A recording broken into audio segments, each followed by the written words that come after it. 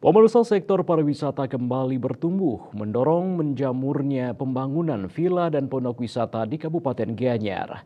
Dewan Gianyar menyoroti menjamurnya pembangunan akomodasi wisata tersebut karena banyak belum dilengkapi perizinan.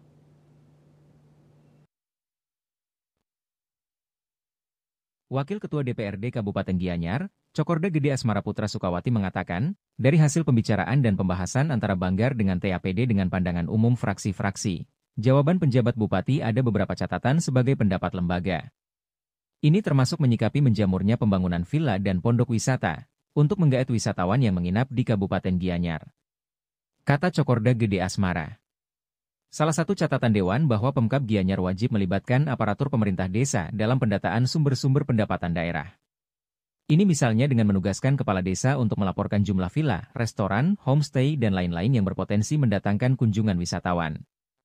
Sebelumnya dalam pandangan fraksi, Ketua Fraksi PDI Perjuangan DPRD Gianyar, Nimade Ratnadi menyampaikan, banyak pembangunan villa dan pondok wisata yang belum mengantongi izin nomor induk berusaha, NIB, persetujuan bangunan gedung, PBG, maupun izin operasional.